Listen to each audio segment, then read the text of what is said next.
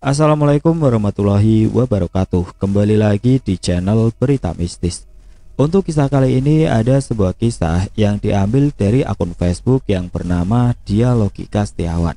Dan untuk kisah yang akan saya bawakan kali ini yaitu sebuah cerita yang berjudul Rumah Tua di Jatinangor.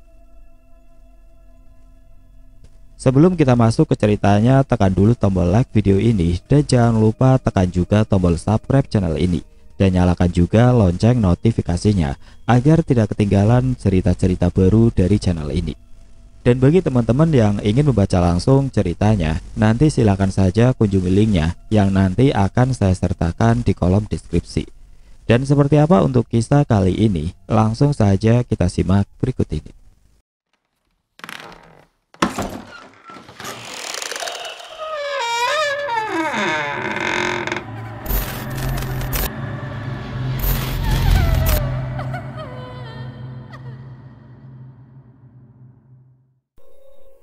Hari itu sebelum matahari hendak pamit dari langit, gelap sudah berancang-ancang untuk muncul ke permukaan. Dan seperti biasanya, rutinitas yang aku lakukan menjelang maghrib adalah sholat berjamaah di masjid. Sekalian numpang mandi di sana, soalnya di kos-kosanku air memang lagi nggak baik-baik saja. Padahal ini musim hujan, namun kenyataannya tetap sama. Mau musim hujan atau musim panas, air tetap saja sulit didapat di kosanku ini. Kalau mungkin bukan karena harganya yang kehitung murah meriah, serta lokasinya yang gak terlalu jauh dengan tempat aku bekerja, aku sudah pindah ke tempat lain.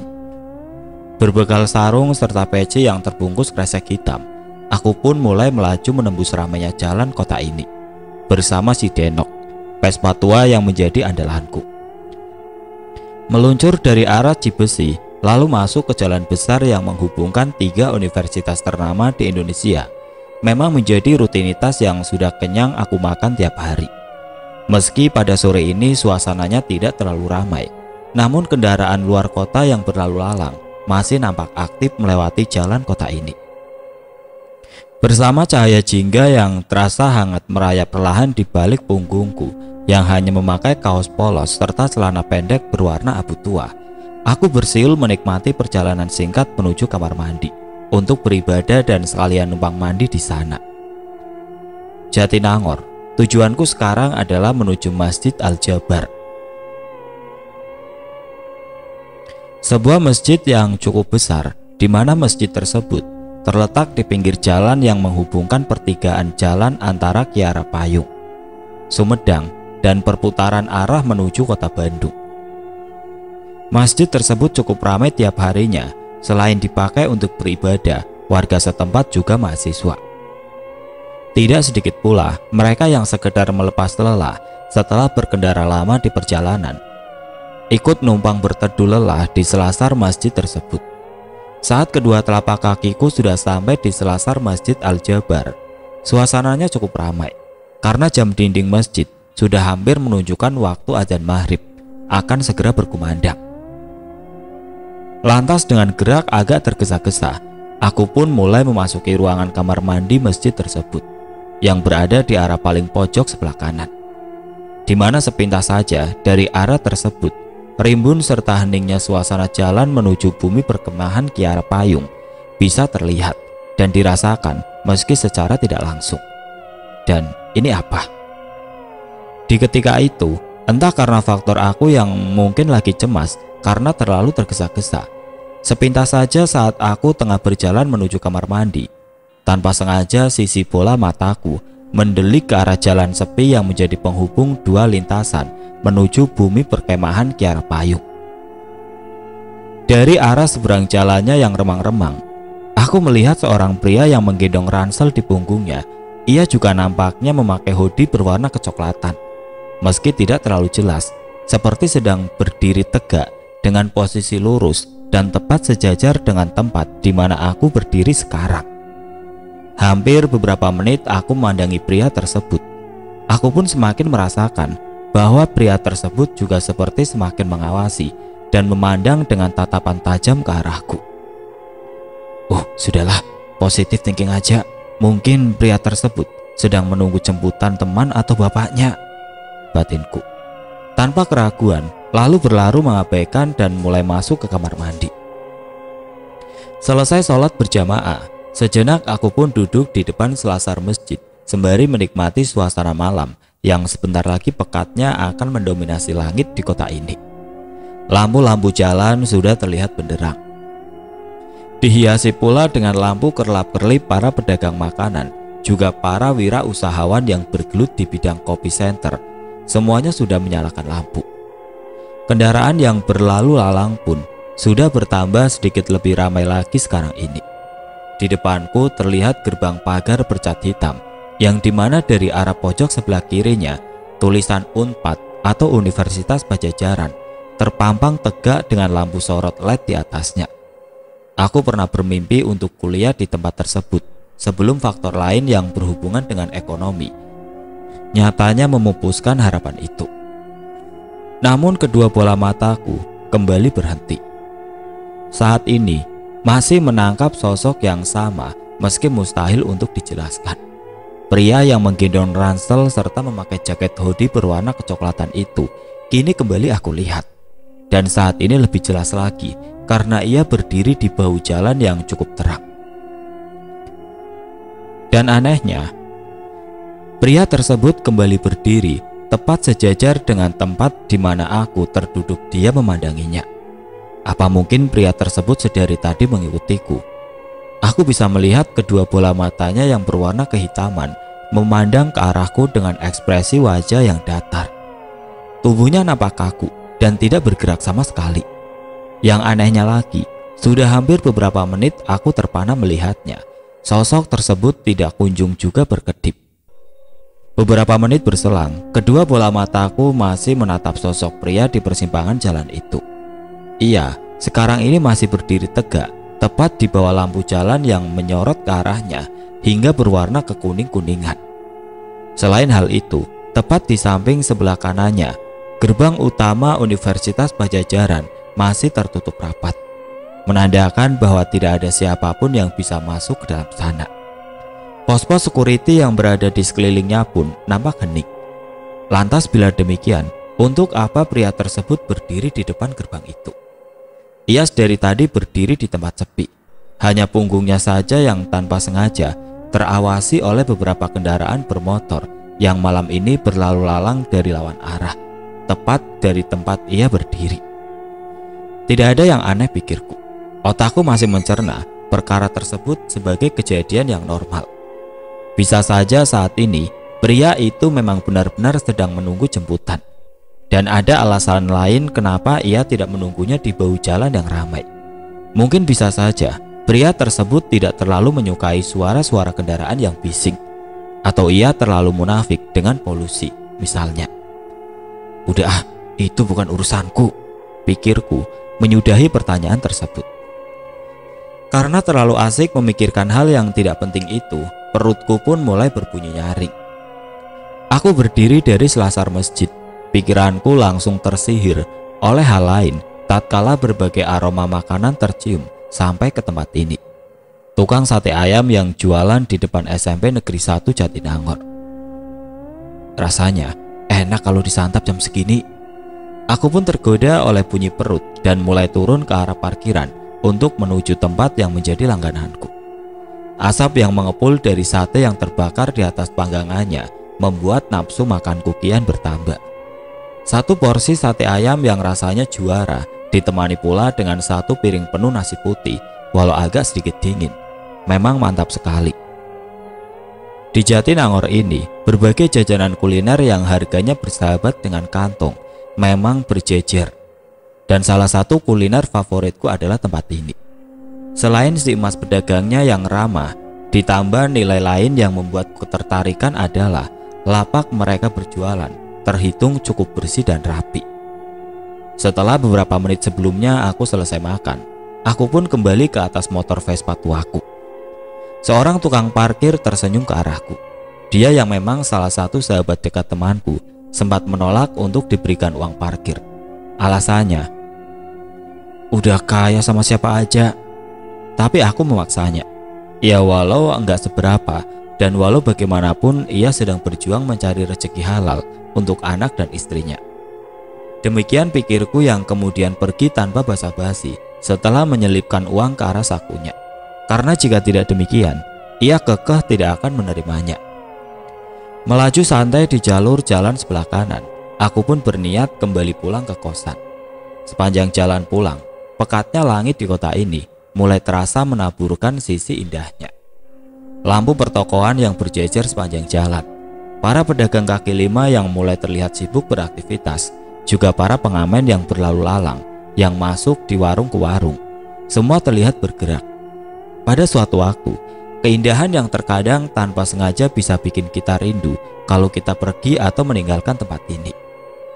Si Denok atau Vespa yang aku kendarai mulai memasuki jalur pertigaan desa sayang.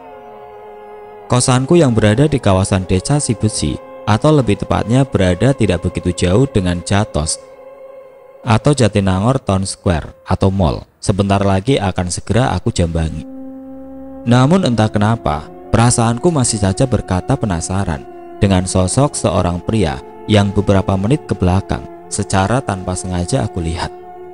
Yang anehnya lagi, hal tersebut semakin membuatku tertarik.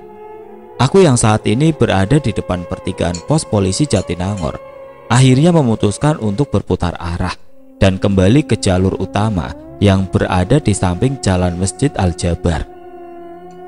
Dari kejauhan, suasana masjid masih terlihat begitu ramai. Aku pun memutuskan untuk kembali parkir di halamannya yang luas, sambil memandang ke arah seberang untuk mencari sosok seorang pria yang tadi berdiri di sana. Kedua mataku berkelit liar, berusaha mencari sosok tersebut hingga beberapa menit berselang, namun tidak aku jumpai.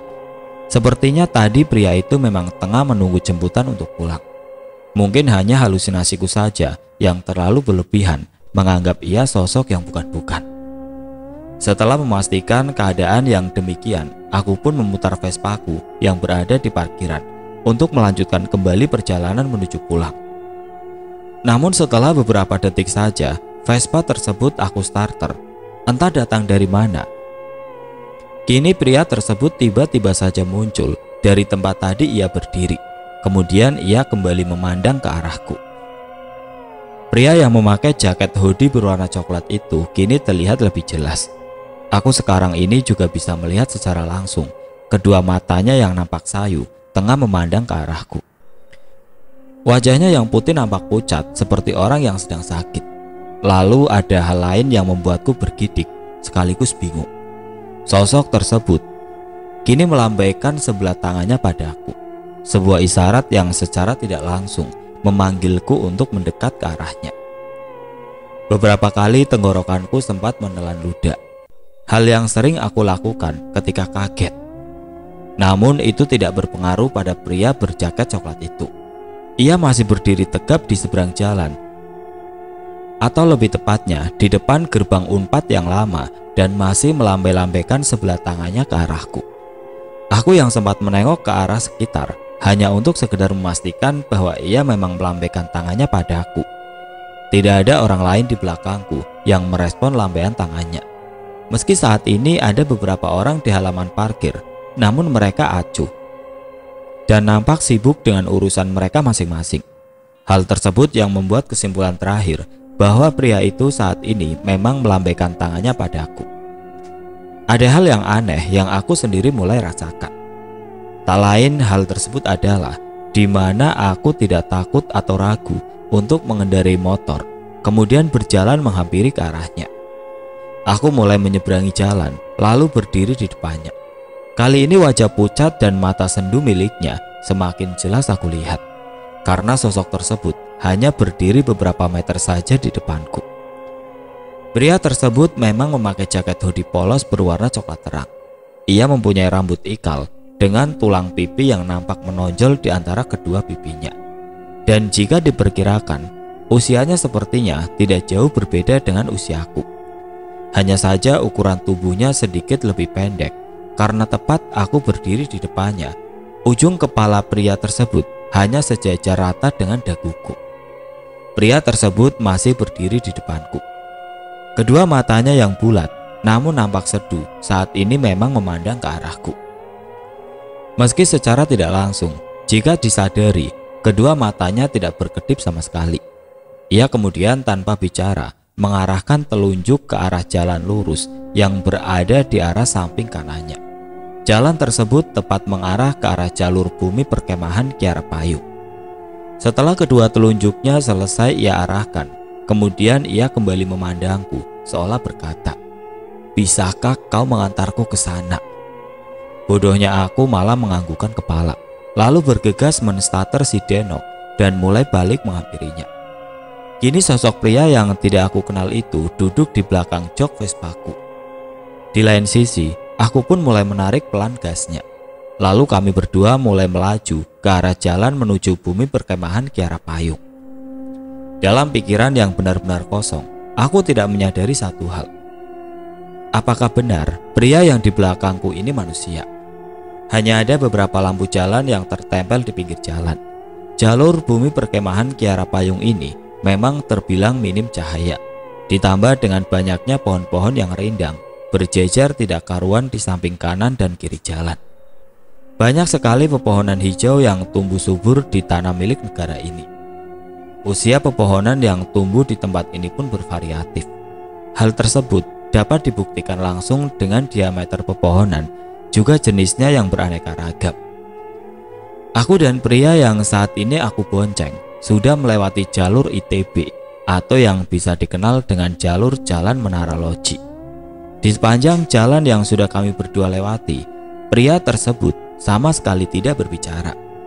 Sekali aku menengok ke arah spion hanya untuk memastikan bahwa seseorang yang saat ini berada di atas jok motor Vespaku itu benar-benar manusia.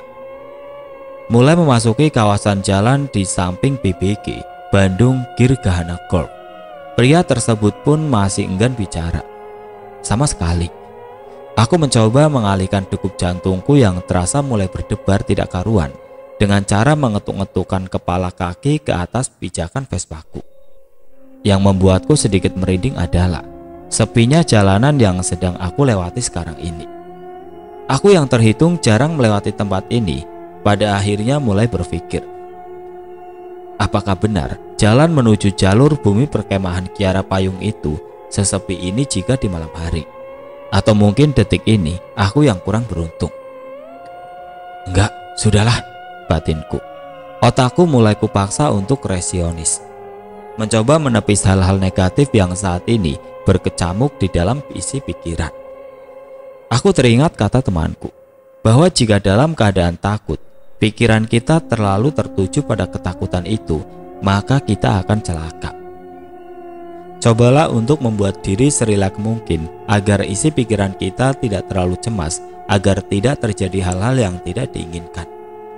Sekarang ini, aku mencoba menerapkan hal tersebut, meski pada kenyataannya degup jantungku tidak sesinkron dengan niat itu.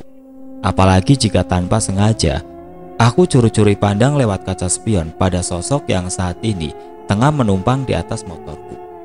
Pria tersebut masih saja enggan berbicara. Ia masih diam dan terkesan duduk dengan kaku. Kedua bola matanya pun terlihat menatap lurus ke arah depan dengan pandangan mata yang kosong. Mungkin ia tidak menyadari bahwa sudah beberapa kali aku memperhatikannya diam-diam lewat kaca spion dengan jantung yang berdegup liar. Kami berdua mulai melewati jalur yang lebih hening lagi. Kami sekarang sampai di area bumi perkemahan Kiara Payung. Rindangnya pepohonan juga sunyi jalan yang kami lewati benar-benar membuat bulu kuduku berdiri. Aku mencoba untuk tenang, meski pikiranku sendiri bergelut dengan rasa takut yang tidak biasa. Meski aku sudah cukup lama tinggal di Jatinangor. Nyatanya baru kali ini aku berkendara di jam 7:04 melewati jalanan ini. Malam ini sepertinya aku akan mengungkap sisi lain dari ramainya kota Jatinangor. Angin mulai bertiup cukup kencang, menerpa dedaunan dari pohon yang rindang di sepanjang kiri dan kanan jalan.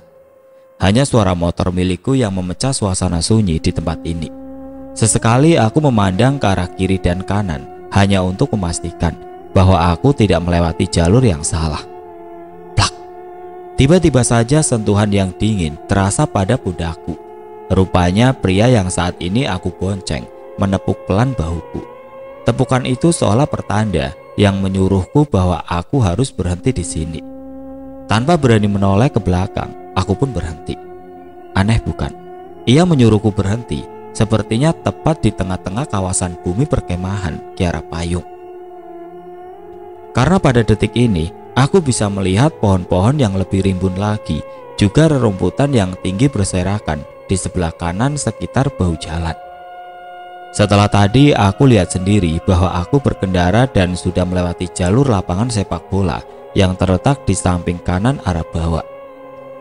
Setelah ia menepuk bahuku, ia kemudian turun dari atas motor Vespaku.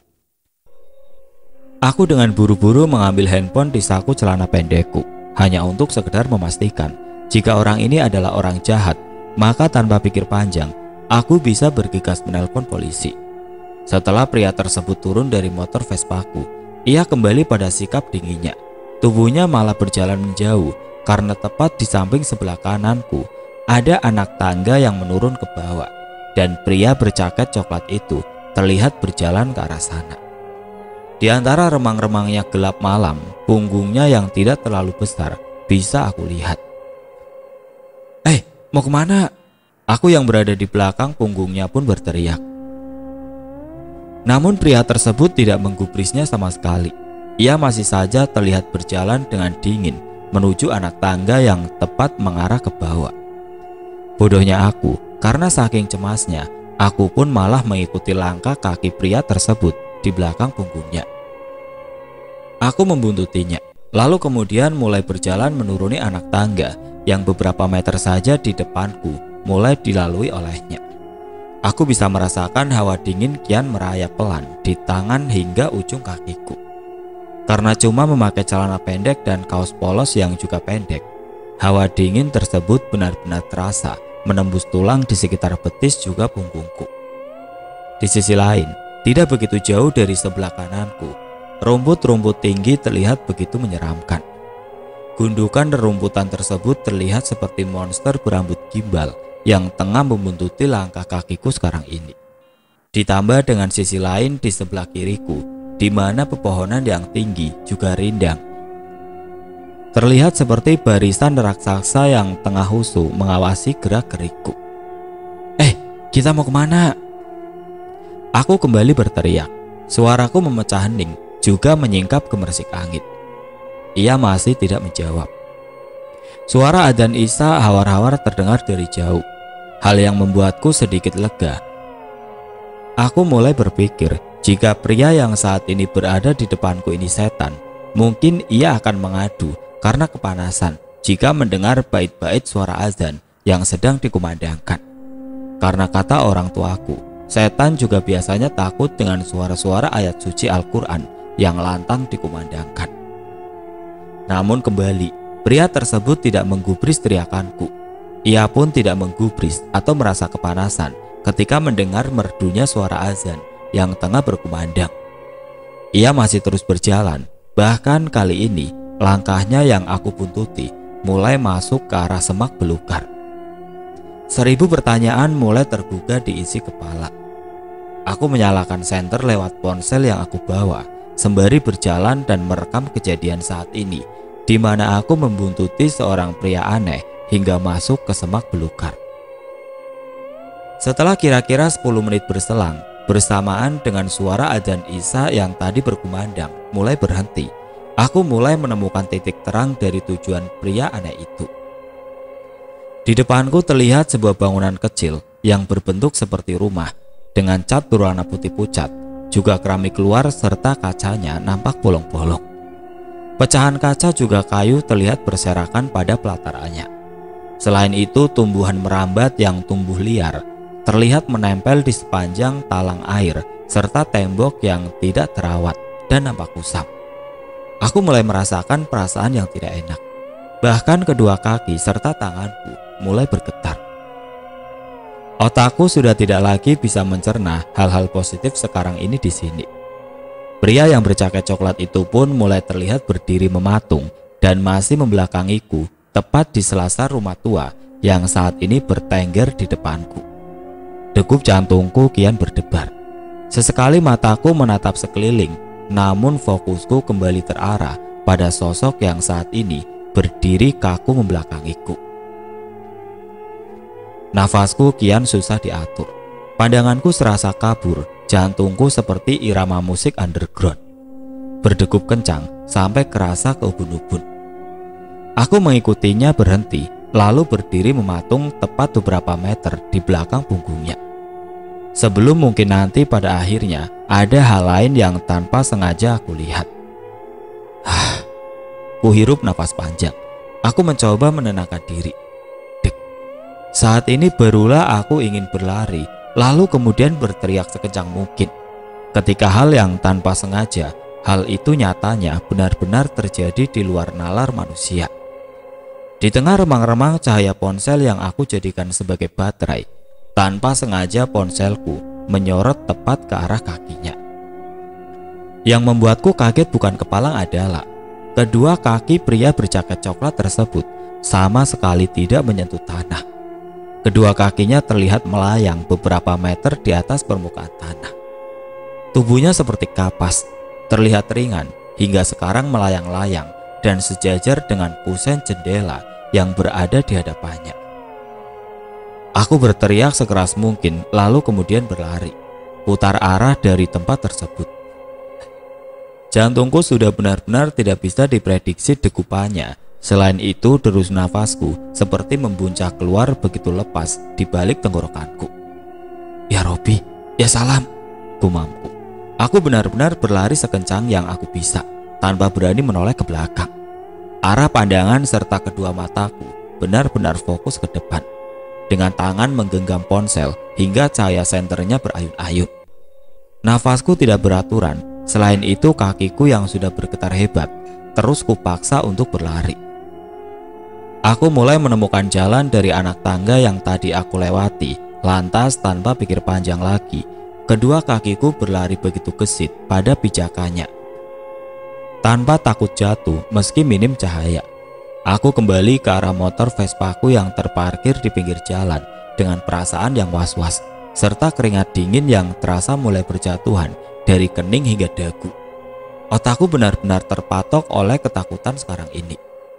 Beberapa kali aku mencoba menstarter Vespa tuaku itu, namun ia tidak kunjung hidup. Mesinnya tidak kunjung menyala, meski berbagai cara sudah aku lakukan. Sit, teriakku, sebelum menendang cover penutup mesin Vespa tersebut hingga terlepas. Dek. Setelah cover mesin tersebut tanpa sengaja terbuka, aku melihat sesuatu berwarna putih bergulung tepat di fan bel mesin Vespaku. Aku terkejut bukan kepalang, karena setelah pelan-pelan benda tersebut aku tarik dari sana, sesuatu bertekstur halus berbentuk seperti tali agak panjang dan berwarna putih saat ini tergenggam dalam tanganku. Sepertinya ini kain kafan. Sudahlah, tanpa pikir panjang aku pun menstarter Vespaku kembali hingga kemudian menyala. Lalu dengan tergesa-gesa pergi tanpa memperdulikan cover mesin yang terbuka.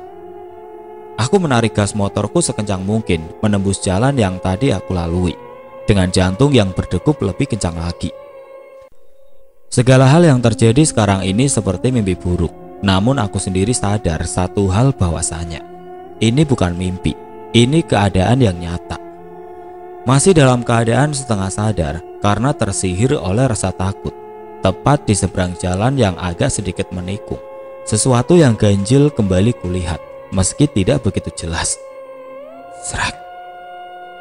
Sosok pria itu kembali aku lihat dan kali ini berdiri membelakangiku, tepat di tengah-tengah jalan yang akan aku lalui.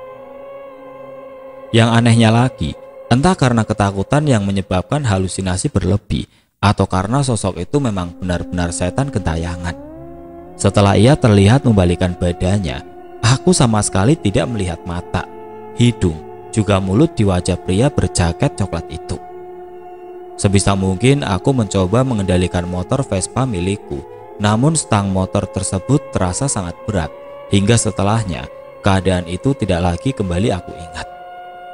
Semuanya menjadi gelap dan terakhir kali yang aku dengar adalah suara benturan yang cukup keras. Klinik Pajajaran jam 10. Suara gaduh mulai terdengar di balik kupingku. Kali ini aku mendapati diriku sudah terbaring tidak berdaya di sebuah ranjang besi dengan sebelah tangan juga kaki terbungkus kain dan pen penyangga. Aku berada di sebuah klinik sekarang, sebelum pada akhirnya seorang dokter pria masuk ke dalam ruanganku. "Jangan banyak gerak dulu, lukamu cukup serius," ucap dokter tersebut, sembari membenarkan kantung berisi air infusan yang tergantung di sampingku. Masih dalam keadaan yang bingung, dari balik pintu, aku bisa melihat beberapa orang polisi tengah mondar-mandir. Samar-samar mereka terdengar berkata tentang mayat seorang pria, juga berkata rumah tua. Setelah cukup lama aku terdiam dalam bingung, si dokter tersebut pun mulai kembali meneruskan ucapannya. "Kalau bukan karena mereka," sambil menunjuk ke arah polisi yang tengah mondar-mandir di luar ruangan, "kamu gak akan sampai ke sini," ucapnya. Berbagai pertanyaan pun muncul dalam benakku. Lalu apa kaitannya aku dan polisi itu? Batinku. Dan mungkin melihat dari raut wajahku yang nampak bingung, sepertinya dokter tersebut paham. Lalu kembali ia meneruskan ucapannya, kali ini sembari membenarkan tali pen yang mengikat kencang sebelah lenganku. "Ada laporan dari warga yang sedang nyari rumput. Mereka menemuin mayat, seperti mayat mahasiswa, tapi entahlah, karena kebenarannya masih diselidiki," ucap dokter tersebut, yang kemudian pamit pergi keluar dari ruanganku. Tahukah kamu, seketika yang terbayang olehku sekarang ini adalah si pria berjaket coklat itu dengan mukanya yang rata.